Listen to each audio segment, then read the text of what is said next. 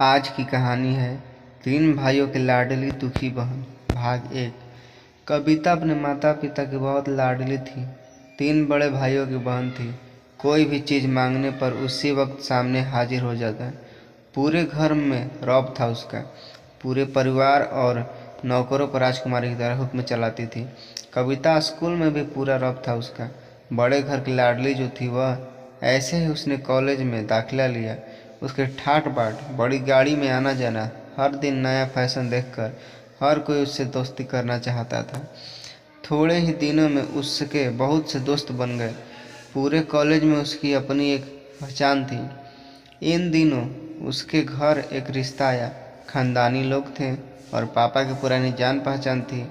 उसके साथ कविता के साथ कोई ज़बरदस्ती नहीं थी, पर कविता ने फिर भी हाँ कर दी, क्योंकि वह अपने परिवार से बहुत ज़्यादा प्यार करती थी। वह जानती थी कि वह लोग उसका अच्छा ही सोचेंगे। लड़के का नाम राज था। राज काफ़ी पढ़ा लिखा और समझदार लड़का था। ससुराल वाले भी बहुत अच्छे थे। ससुराल में कविता की जगह वैसी ही थी जैसी कि मायके में। कोई भी कार्य कविता की सलाह के बिना नहीं होता था।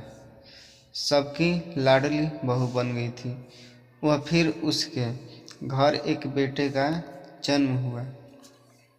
राहुल कविता को जान से प्यारा था। पोता पाकर ससुराल वालों तो फूले नहीं समाते थे। कविता कभी कभी सोचती कि उसकी किस्मत कितनी अच्छी है। उसका हर अपना उसे कितना प्यार करता है। चाहे जीवन में कैसा भी समय आए, मेरे अपने हमेशा मेरे साथ हैं। मैं कभी अकेली नहीं हो सकती। कितनी खुशकिस्मत हूँ मैं। पर शायद कविता की खुशियों को उसकी अपनी ही नज़र लग गई थी। एक दिन वो मायके जाने की जिद कर बैठी।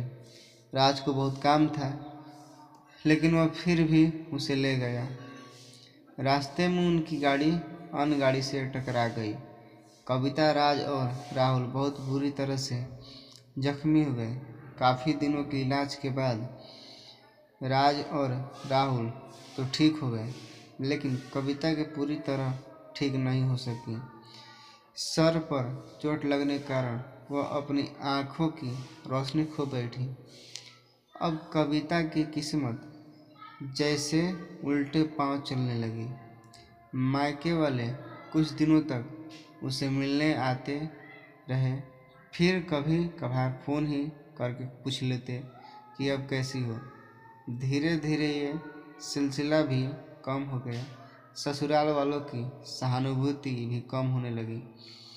घर में किसी को पास बैठने के लिए कहती तो जवाब मिलता, बहुत काम है, अब तुम भी हाथ नहीं बटा सकती।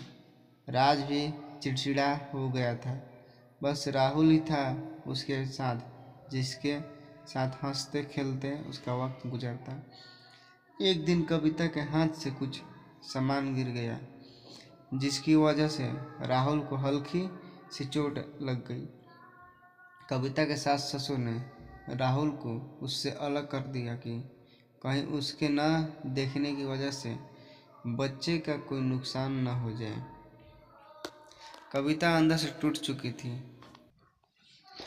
एक दिन उसने सबके सामने मायके जाने की इच्छा रखी तो राज उसे तुरंत मायके छोड़ आया, जैसे कि वह भी चाहता था, लेकिन राहुल को उसके साथ नहीं भेजा गया। कविता कभी राहुल से दूर नहीं रहती थी, पर अपनी कमी के कारण उसे ज़्यादा बहस नहीं की। अगर आपको ये कहानी अच्छी लगी तो वीडियो को शेयर करें, लाइक करें, चैनल को सब्सक्राइब करें और इसका पार्ट 2 चाहिए तो कमेंट में करें।